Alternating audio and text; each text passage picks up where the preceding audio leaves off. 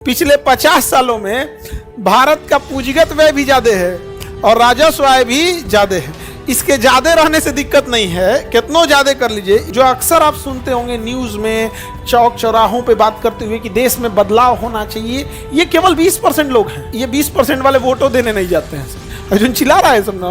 दिक्कत इसमें सरकार की नहीं है, ना ही प्रधानमंत्री मोदी की है। दिक्कत यह है कि पब्लिक भी वैसे ही है जिसको अच्छी चीज समझ में नहीं आती है। पब्लिक का भी सोच छोटा लड़का की तरह, हमारा रसगुल्ला मिलना चाहिए, स्कूल का बैग मिले चाहे ना मिले।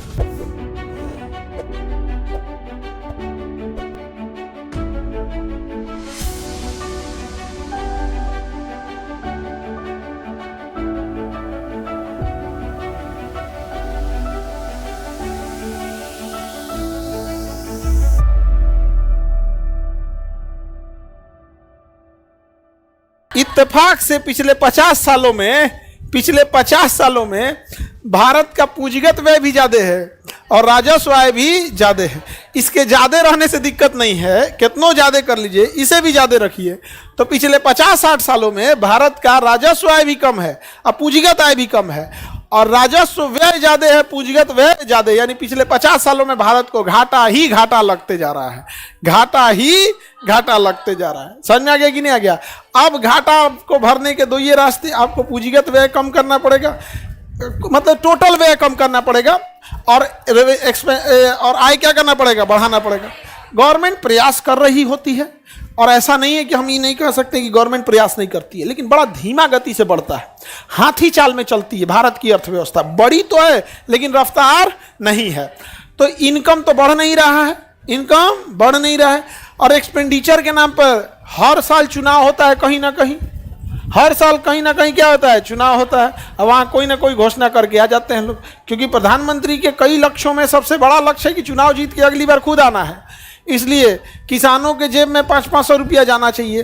फूंक दिए वो 500-500 रुपया दे के, 500-500 रुपया जेब में दिए, वो गया आपका रेवेन्यू एक्सपेंडिचर, और वो टोटल खर्चा हुआ 70,000 करोड़। कितना? 70। अगर वही 70,000 करोड़ का अगर हम यूरिया डीएपी का प्लांट लगा दे तो किसानों को 1600 रुपया डीएपी नहीं खरीदना पड़ेगा, 400 रुपया में मिल जाएगा।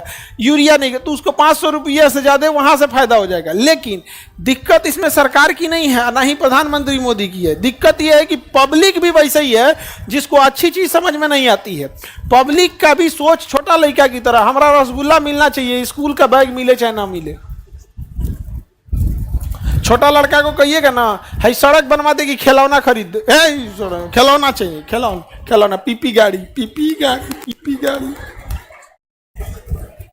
तो पीपी गाड़ी लो, नहीं समझ आ गया?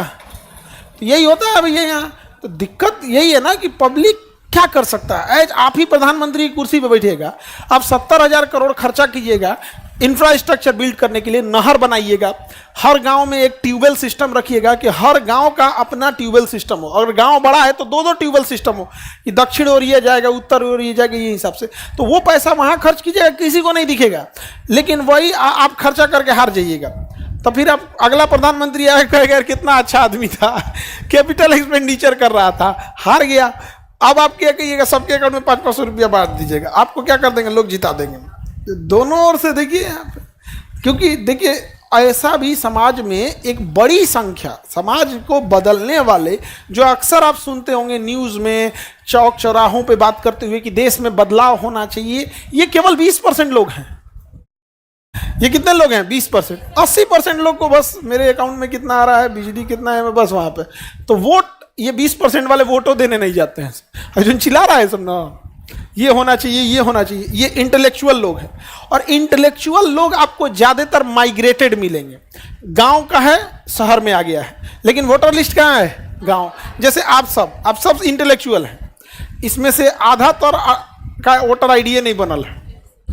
अब भाषण देगा युवाओं की शक्ति है, जो नहीं शक्ति, अपन वोटर कार्ड बनवा पहले, तोरा शक्ति जिसके पास है उसके पास, उसको हम नहीं कह रहे हैं, जिसके पास है उसको क्या जरूरत है बोलने के कि है, लेकिन एक बड़ी संख्या है जिसका नहीं है। दूसरा, अगर वोटर कार्ड रहेगा भी ना तो नहीं जाएगा गांव वोट डालने, नहीं जाता है। गांव के एक मुखिया से हम बात किए, वो कहा कि सर हमारी गांव का 250 आदमी बाहर काम कर रहा है, 250 विद्यार्थी बाहर है, 250 विद्यार्थी कई बार विद्यार्थी के साथ उसके गार्जियन भी रहते हैं,